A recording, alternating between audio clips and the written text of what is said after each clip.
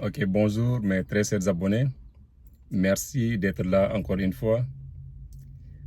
Cette vidéo aujourd'hui, elle est destinée à ceux-là qui sont dans l'attente de leur deuxième lettre et ceux-là qui connaissent déjà la date de leur interview. Donc, je vous prie de rester jusqu'à la fin de cette vidéo. Pour commencer, j'aimerais vous apporter tout mon soutien en ces moments de stress, de confusion et parfois même de désespoir. Mais rassurez-vous que tout ce qui est destiné à vous vous sera parvenu. Et quel que soit le temps, cela prendra, mais dites-vous que vous l'aurez un jour ou un autre. N'oubliez pas que Dieu a un plan pour chaque personne. Donc tout ce que vous avez à faire, priez afin que ce plan de Dieu, une fois arrivé, qu'il vous soit favorable et profitable. N'est-ce pas? Et maintenant, pour commencer, rappelez-vous de ces deux groupes de personnes que j'ai cités préalablement, que sont ceux-là qui sont dans l'attente de leur deuxième lettre et ceux-là qui connaissent déjà leur date d'interview. Certes, vous entendez parler de l'interview et beaucoup d'autres choses. Mais dites-vous qu'il vous reste encore d'autres choses que vous ignorez.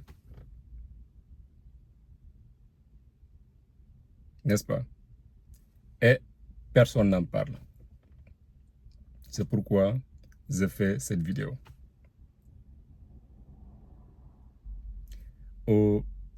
Avant de parler de l'interview, il faut d'abord parler de ces gens-là qui vont vous faire l'interview. Aussi connus sous le nom des agents consulaires ou encore des officiers consulaires. C'est eux qui vous reçoivent dans les ambassades pour vous poser des questions. C'est ce qu'on appelle d'ailleurs l'interview. Sans ces personnes, on ne peut pas parler de l'interview, n'est-ce pas? Donc ces gens-là, rappelez-vous qu'ils sont d'abord des Américains. C'est pourquoi quand vous partez dans des ambassades, vous dites que vous allez dans des ambassades américaines pour faire l'interview. Donc ces gens qui travaillent là-bas, ce sont des Américains d'abord. Et ces gens, étant des Américains, forcément, ils parlent l'anglais. Là, on n'en disconvient même pas. Ils parlent l'anglais, mais aussi, ils parlent la langue officielle parlée dans les pays où abrite l'ambassade. Cela veut dire quoi? Par exemple, je prends l'exemple du Sénégal. Le Sénégal, la langue officielle du Sénégal, c'est le français. Donc, vous n'avez pas besoin de traduire vos documents. Les documents restent tels qu'ils sont, c'est-à-dire restent en français. N'est-ce pas? Parce que ces agents consulaires pourront lire vos documents. Bien qu'ils soient en français ou en anglais, ils pourront les lire. Parce qu'ils sont préparés, ils sont formés pour ça. Ils comprennent déjà ces deux langues, ce sont des bilingues. N'est-ce pas? Autre chose à signaler, c'est par rapport à la langue que se fera votre interview. Votre interview se fera aussi en français. si l'ambassade se trouve dans un pays francophone. Bien vrai que ces gens-là, ces agents consulaires sont des Américains, mais ils comprennent aussi le français. Donc, votre interview se fera en français. J'espère que vous comprenez. Mais il y a un groupe de personnes que je n'ai pas cité au préalable, mais pour eux, ils auront un cas particulier de traitement.